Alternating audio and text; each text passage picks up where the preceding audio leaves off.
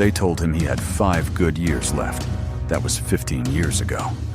He's still standing, still speaking, still living.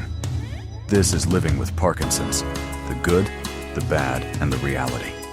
A podcast about what happens when life throws you something incurable, and you fight back anyway. Hosted by Bryce Perry. Diagnosed at 40, 15 years into the battle. This is the truth behind the tremor. Let's begin. Let's talk about sex. Yeah, even with Parkinson's. Now, not exactly something you hear in the neurologist's office, right? But if you've noticed changes in desire or performance or physical comfort, you're definitely not alone. Erectile dysfunction, vaginal dryness, loss of desire, or just feeling disconnected from your body or your partner, well, these are real symptoms of Parkinson's. And they're not just aging, they're not just in your head, and they're not something to be ashamed of. So today, we're going there. Openly, honestly, and respectfully. Because connection, intimacy, and feeling wanted still matter. And they matter more now than ever. Well, welcome back to the channel. I'm so glad you're here. And if you're new here, my name is Bryce, and this is Living with Parkinson's, the good, the bad, and the reality. Now, this channel is about telling the truth about Parkinson's with no filters.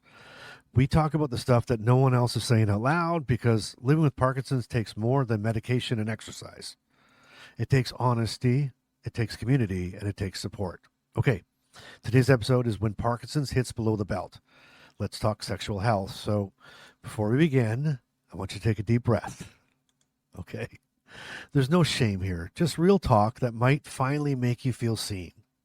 All right, let's start with something really simple. Sex is not just about sex, okay? It's about connection. It's about confidence. It's about feeling attractive. It's about feeling wanted even when the body is changing all the time.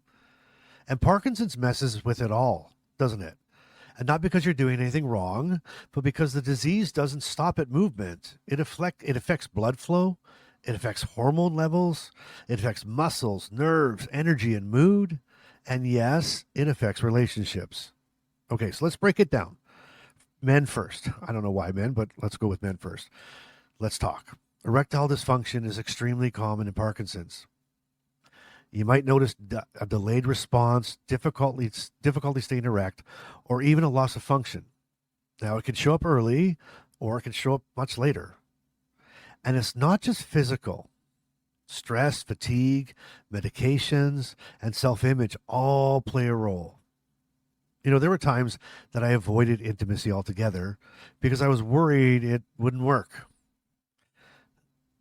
I didn't want to disappoint, right? It felt easier just not to try than to try and fail. But you know what's worse than feeling embarrassed? It's feeling alone.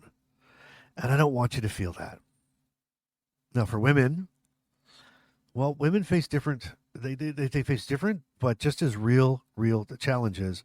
And they often get less attention, okay? Things like vaginal dryness, pain during intercourse, a lowered libido, and changes in sensation or orgasm. Now, let's be honest, many women with Parkinson's are also caregivers, right? So they're managing meds, the house, appointments, and sometimes for others too. And by the time intimacy is even possible, they're exhausted, disconnected, and maybe even resentful. And that's real. And that's valid. And it deserves attention, not shame. Okay, now for everyone. Even if the mechanics are okay, sometimes the feelings aren't. Right? You might feel less confident in your body. You might feel awkward about your tremors or your stiffness. You might be self-conscious about facial masking or nervous about freezing or dyskinesia mid-movement or mid-moment. Or just feel emotionally flat just because, you know what, your dopamine is tanked. And your partner might not know how to ask or how to help. But let me say this clearly. You are still worthy of connection.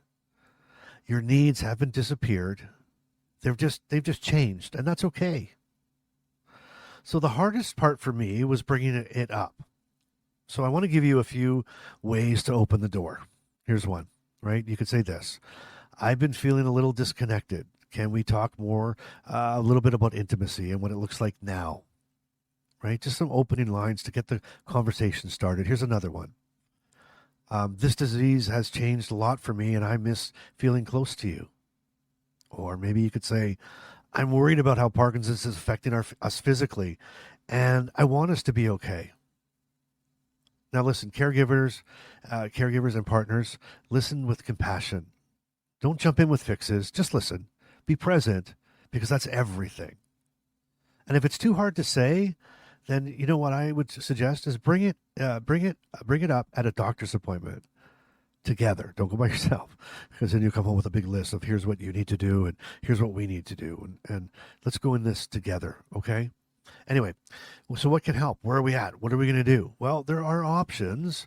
There's a lot. There's a lot more than people realize. For vaginal dryness, and I say this, to be also check with your doctor always. There's also, menopause can play some part in this as well. So just make sure you check with your doctor. So for vaginal dryness, you can use lubricants, right, regularly, not just in the moment. You can ask your doctor about estrogen creams. They seem to work really well, from what I hear. And there's pelvic floor therapy that can also help with the tightness or pain. For men and erectile dysfunction, meds like Viagra, Cialis may help, but only with your neurologist okay or your doctor's okay. And sometimes tweaking dopamine meds help too. So again, always a talk with the doctor. For everyone, some of the things that you can try to do is you can try new positions that don't strain your joints. Be creative. Use pillows or wedges for support if you have to. And another thing you could try, that actually is, I've heard helps really, it really helps a lot, is schedule your intimacy when your meds are working best, right? So when you're going to be at your peak performance, so that you don't have to worry about being embarrassed or not being able to perform, you schedule it, right? Here's a really good time for this to start. Okay. You could, another last tip here is focus on touch and closeness and pleasure. It's not just about performance. It's really not about performance at all. Right? It's really about pleasure for you and your partner. So focus on that. Focus on touch, the closeness, eye contact, soft, just being close. Okay. And, if these are things that that are really, really, that you struggle with or you're dealing with, well, you know what? There's a lot of professionals who can help you. There are pelvic floor physio. Okay. A urologist or gynecologist that are familiar with Parkinson's are a big help. Sex therapists who specialize in chronic illness. Like, this is a thing. It's not just a you thing. It's a thing. And there are actual professionals out there that will help. And remember, really, I want you to listen, remember this. This isn't about fixing it, right? It's about staying connected, even if the connection looks different now. And I don't know, have you experienced changes in your sexual health since your diagnosis? Do you feel like no one's talking about it? Drop a comment below. And if you'd rather keep it private, then, I'd invite you to the inner circle, right? It's our real, confidential, judgment-free community where you can chat and talk. It's not a Facebook group. It's not a Zoom call. It's a space where you can ask the hard questions, share your experiences, or just listen and feel seen. And you know what? Yes, these kind of conversations, they'll happen there too. Right? There's a link in the description below. You're invited. Take it. It's my invitation to you, because sometimes you got to go deeper on these things. And sometimes in a public forum is probably not the best place. In a confidential place where you're surrounded by people who get it, who have been there and are going through it, it's the easiest spot. So do yourself a favor. Check it out. Link in the description below. But here's something I want you to also remember this, okay? That Parkinson's, it doesn't erase desire, okay? It doesn't mean you stop needing affection or closeness, but it does make those things harder to talk about. So today, guess what? We talked. And if it felt awkward, that's okay. That means it's real. And real is where the healing starts. Do you know that Parkinson's doesn't kill your sex life? Silence does. There's a Bryceism for you.